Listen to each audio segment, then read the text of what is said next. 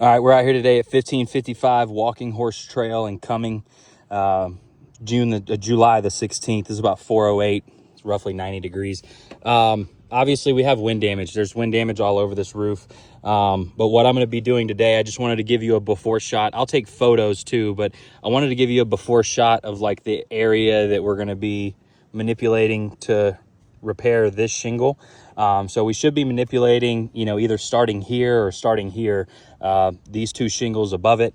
But what I'm going to be using today, so I use a pry bar just because it's flat, as flat as it can be. Roof snakes, when you're sealing these shingles, roof snakes tend to tear it up.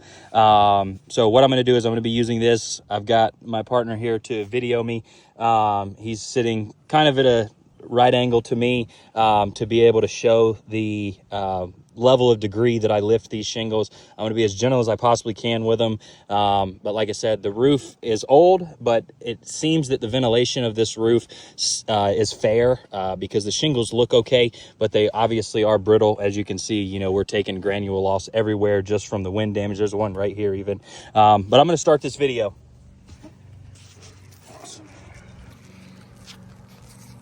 All right, so I'm going to start here. See where this shingle ends. Okay, so this shingle ends right here. This is the last tab. This was damaged right in the middle of it. So we'll bust these off. Some of these seem to already be okay. And then from here, we should just go straight up. And I'm using a flat pry bar to try to eliminate that.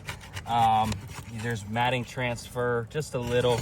But there's granules they're just falling. I'm sure you might be able to catch them in the video coming down the roof. But I'm gonna step down just so I can be as far under these shingle as possible. So we're gonna pop out here. Let's go ahead and just take all these nails out.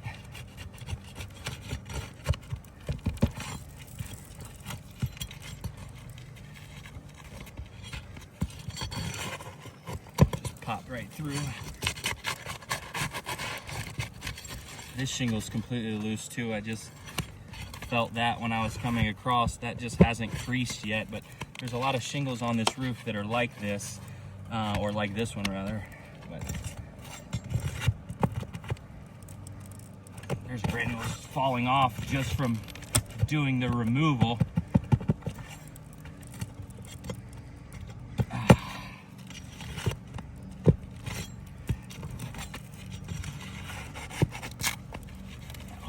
This whole shingle just kind of fell apart. I'll show you that in a second. This whole thing right here pretty much just fell apart. Missing one. There it is.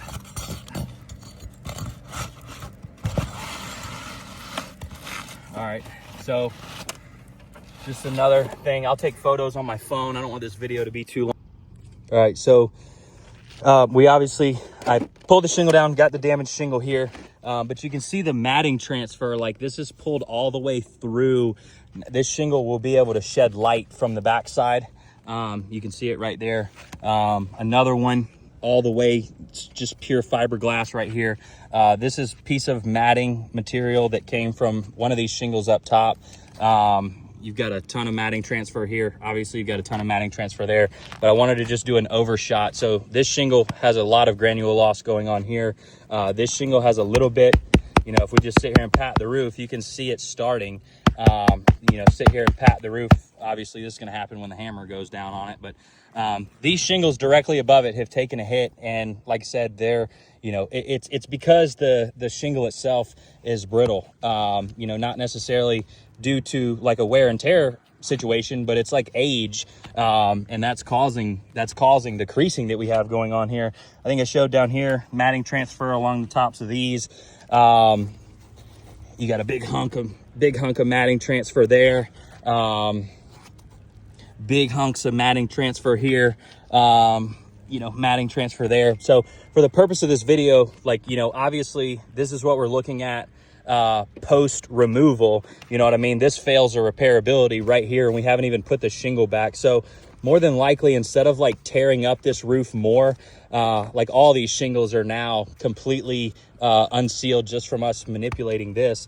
But as you have seen when you're on this roof, there's parts of this roof that we've had to tarp because there were complete shingles missing. I'm going to replace this shingle.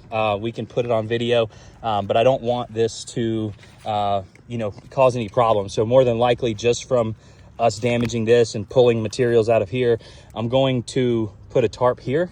But I'll put this back and, or at least put a couple nails back in it where it serves a purpose, and just move on.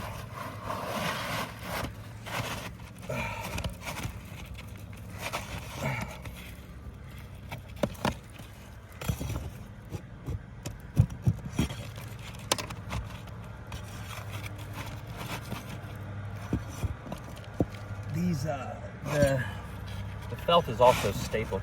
The other thing with this roof is it's a hip shingle. Oh yeah, these staples have pulled out, so now it's like impossible. The staples of the underlayment have pulled out, so like it's impossible to get in here and get a flush repair. But the other thing is, Gary, show them the hips on this roof. You know, this is a hip roof. You know, in the state of Georgia, you know, building code coverage or not, you know, as a contractor or anybody that's performing work, we have to follow our local building laws and regulations. And if we were to replace the underlayment on like the entire front slope or any slope of entirety, that underlayment has to overlap 6 to 12 inches on both sides. So if we did a partial replacement of this roof and just replace the front slope, you know, we have to get on the sides of the, you know, slopes that were not covered currently. But, you know, after this video, this is, you know, clearly non-repairable. It shouldn't be, you know, that type of ordeal. But just in general, you know, we've got to follow those local guidelines just to make sure ourselves as a company is in compliance with the state. And doing a partial repair, we can't just cut the underlayment at these hips. We have to overlap them, which obviously requires us to remove, you know, that slope over there as well to be able to achieve that. So that's just food for thought. You know, obviously you can see here, I'll include this video. I'm posting this to YouTube, but I'll include this video as well to YouTube, send you the link to it, but I'll also include the before and after photos of what we're looking at here.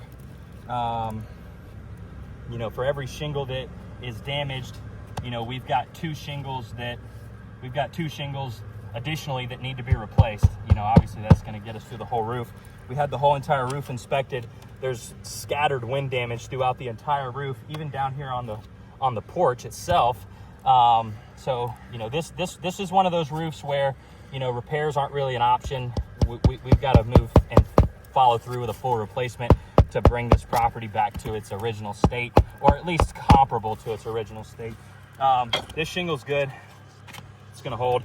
I'll do a final like, you know, what we're looking at. So obvious creasing. This is shingle that's directly above here. You know, matting transfer to the bottom shingle. They got pulled out of the top shingle. Like there's a super clear view of that. You know, there's the piece of material that's stuck to it. So it's just, we're just tearing these shingles up. Like you can fit your whole finger in there. That's raw fiberglass. So, you know, the proper thing to do with this is to replace the whole thing. So what we're gonna do is, you know, send this video in and, you know, proceed with getting the estimates updated to a full roof replacement, and then we'll take care of this homeowner. Thank you.